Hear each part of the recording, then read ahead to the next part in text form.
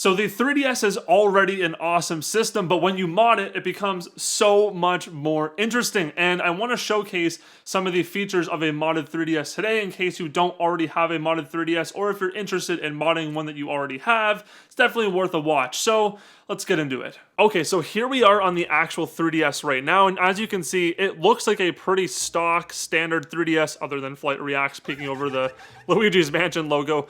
Don't mind that. One way to tell if your console's actually modded is by holding down this left trigger, and then holding down the bottom D-pad, and then pressing select all at the exact same time, and there you go. This is one of the cool things about having a modded 3DS right here. You can overclock the system from here, take screenshots, you can do a whole bunch of different things here, and there's even a new 3DS menu, which we are playing on a new 3DS. This allows you to do overclock. It's one thing to keep in mind. It's definitely an interesting thing that you can do on the system. Very, very cool right there. You know we got to play some Mario Kart 7, but we're not just going to play Mario Kart 7 normally. This time around, we're actually going to use Pretendo, which is going to allow us to play online. And as you can see, we are searching for players, so hopefully we actually find some players. It's never guaranteed. Okay, we found somebody, and there you go. And we are now playing online again on the 3DS. Even though Nintendo tried to shut it down, it didn't work. The community came back, and we are back online. Now, the great thing about this, though, that is actually different, it's not only Mario Kart. There's actually a bunch of games that do work with this currently.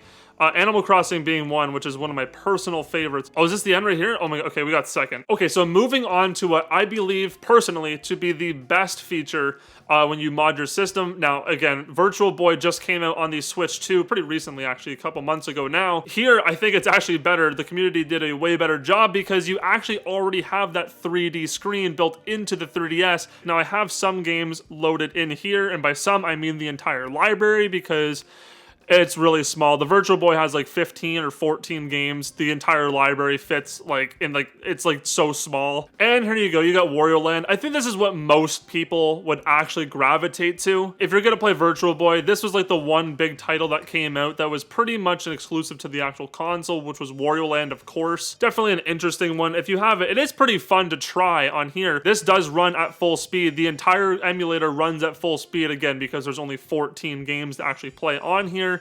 And it runs at full speed for all of them. And I mean, you can see the game, it looks really sharp. You know, for the Virtual Boy coming out like at this time when it did, like in the 90s, it was really sharp, honestly, for what it was. Now, because this is an emulator, I actually have something really interesting to try. If you read this down here, it does say Mario Kart for the Virtual Boy, and this is a piece of homebrew, so we'll try this one out now. This is supposed to be like a port of like Mario Kart 64. I think this actually does work on an original Virtual Boy, so it is super limited. I think it's just this one lap. That's all this is. Like, I don't think there's much more to this, but it's kind of a cool proof of concept. Like, you have to like realize that it has to run on the original, so this is pretty impressive to actually see a Mario Kart running on the Virtual Boy. But it's one of those things that having a homebrewed system actually allows you to open up to do this kind of cool stuff. Even with the actual Virtual Boy, you can't do that kind of stuff, so it's pretty cool to see. Of course, moving over from more ports, considering we just came from one port for the Virtual Boy, I figured we'd look at Mario 64, which has been ported to pretty much everything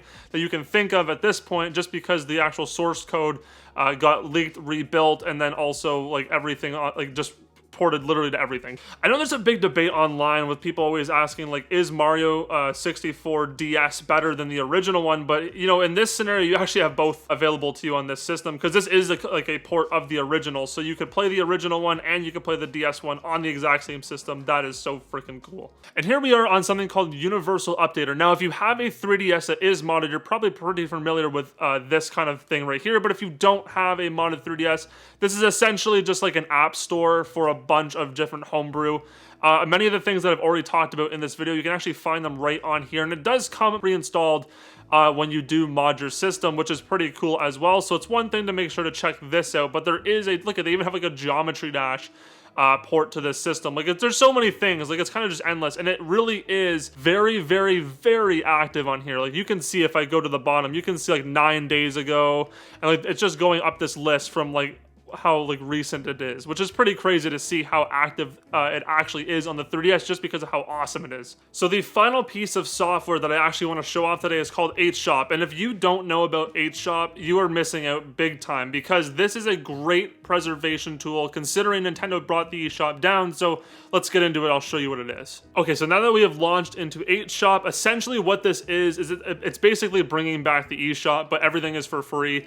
Now, I don't facilitate piracy, but Nintendo did shut down the storefront, so the only way to actually get these games nowadays is by going on eBay and spending an arm and a leg for some physical copies. So, you know, I'm not a big fan of that, but you can come on here, and they do have pretty much everything. Now, I will say they have, like, if you go to games, you can sort by different things, so much as so, even down to kiosk demos, which I'll show off some of them here. I suppose you can see that there's Kirby's Epic Yarn, and then you would just download it directly to the system. So HShop is one of those things that's a very, very useful piece of software to have on the console. Now, I will say it's not available on that universal downloader. You actually have to go to the internet and find it on there yourself and put it on your console just by installing it on the root. But it's one of those things. It's a really useful thing to have. I would definitely not want to have a 3DS without it. So modding your 3DS is an absolute necessity nowadays, in my opinion. I think that it is very, very awesome, especially considering a stock one is already awesome. So modding it just makes it like double awesome. But yeah, with all the things I showcased today, make sure you go to check them out as well. I think Red Viper was my personal favorite. And of course, HShop, I do believe, is the most useful of the bunch. Like I was saying, make sure you check that one out if you haven't. It is a preservation, like, masterpiece. But anyways, with that being said, that's all I got for you today. Make sure to like the video if you liked it, or dislike it if you disliked it. Comment down below, do you have a 3DS and is it modded? Let me know. I'll make sure to read it. And I will see you in the next one.